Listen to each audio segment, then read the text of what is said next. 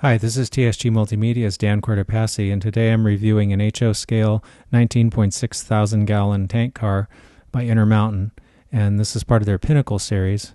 It's a highly detailed model, very nicely painted. All the printing is very legible, even the very tiny writing. There's even lettering on the uprights for the handrail on the top.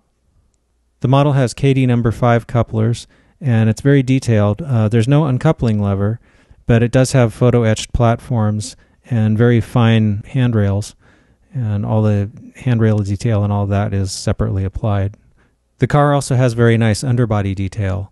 The wheels were engaged according to the NMRA standards gauge, and they seem to be very free-rolling. This car weighs 3.5 ounces, which is just about right according to the NMRA recommendation. So the coupler height was a little off. It's worse on the B end of the car. The coupler is a little bit high, so that will have to be corrected. The car also includes some Train airlines for the modeler to install if you want to, which is a nice touch. The car does have some fit and finish problems.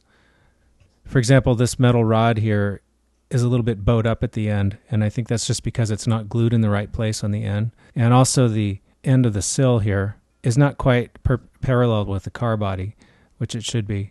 I did some research and happened to find photos of the real STSX 4373. And although I don't have any plans or scale drawings, the car looked to be pretty close to spot on. About the only thing I could find that wasn't exactly like the real car was the shape of the railing on this end on the top is slightly different.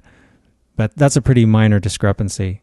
I did notice that some of the other paint schemes that InterMountain offers aren't accurate. The real car would be similar but not exactly like this one. So if you want to make sure that you're being prototype correct, you might want to do some research before buying the car. So starting with this review, we're going to try something new, and I'm going to start giving spike ratings to the models. And they're out of a scale of 10. So 10 spikes is, wow, what an awesome model. And 1 spike is, don't ever buy something like this. On this car, I'm going to take off 1 spike for the coupler height being off.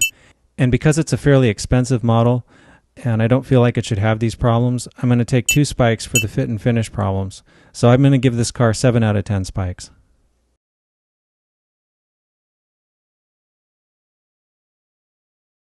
If you'd like us to review one of your products, drop us a line at reviews@tsgmultimedia.com.